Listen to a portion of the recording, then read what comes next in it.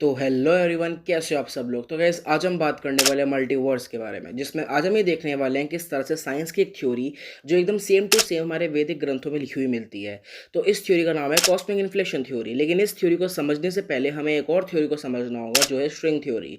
तो string theory के हिसाब से हमारा जो यूनिवर्स क्रिएट हुआ वो अगर quantum physics and general relativity के हिसाब से समझें, तो जब स्पेस के एक बहुत छोटे से पॉइंट पे एक्सट्रीम प्रेशर एंड टेम्परेचर होने की वजह से एक बिग बैंग हुआ। एंड स्ट्रिंग थ्योरी के हिसाब से एक बहुत हाई प्रोबेबिलिटी है कि मल्टीपल बिग बैंग होने की वजह से मल्टीवर्स क्रिएट हुए, जिनमें अलग अलग डायमेंशंस हो सकती हैं। जिस तरह से हमारी यूनिवर्स में 3 डायमेंशंस एग्जिस्ट करती हैं, उसी तरह से अलग अलग यूनिवर्स में हाई चांस है कि 3 से ज़्यादा डायमेंशन एग्जिस्ट कर सकती हैं। एंड स्ट्रिंग थ्योरी के हिसाब से हर एक यूनिवर्स बाकी यूनिवर्स से अलग होता है। तो अब हम बात करते हैं कॉस्मिक इन्फ्लेशन थ्योरी पे।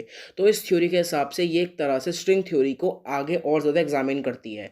तो इस थ्योरी में बहुत सारे पॉकेट यूनिवर्सेस क्रिएट होते हैं एंड बाद में डिस्ट्रॉय भी होते हैं। लाइक यूनिवर्सेस बनने के साथ साथ डिस्ट्रॉय भी होते हैं। एंड हर एक जो नए यूनिवर्स क्रिएट होता है वो पिछले वाले से हायर एंट्रोपी पे होता है। इसका मतलब उससे और ज़्यादा बड़ा होता है। तो अब हम ये देखते हैं कि इन सब बातों का रेफरेंस हमारे वैदिक ग्रंथों में कहाँ पर दिया हुआ है।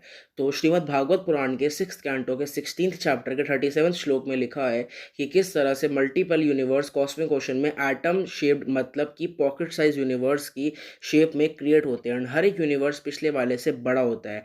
एंड इस तरह से अनलिमिटेड मल्टीवर्स होते हैं। एक और चीज़ भागवत पुराण की 5th कैंटो में आती है कि महाविष्णु के इनहेल करने पे 1000 यूनिवर्सेस डिस्ट्रॉय होते हैं, एक्सेल करने पे क्रिएट होते हैं। एंड जो टाइम स्पैन एक ब्रीथ का होता है वो 311 ट्रिलियन 40 बिलियन ईयर्स होता है। एंड सेम चीज़ भी कॉस्मिक इन्फ्लेशन थ्योरी में है कि यूनिवर्स क्रिएट होने के साथ साथ डिस्ट्रॉय भी होते हैं। तो ये बात साफ होती है कि हमारे वैदिक ग्रंथों में सालों पहले ही इतनी ज़्यादा एक्यूरेट चीज़ें दी हुई हैं। यही था आज की इस वीडियो में आप सब तक ये बात पहुंचाना कि वैदिक ग्रंथों में जो भी चीज़ लिखी हुई हमारी मैथोलॉजी नहीं, इतिहास है।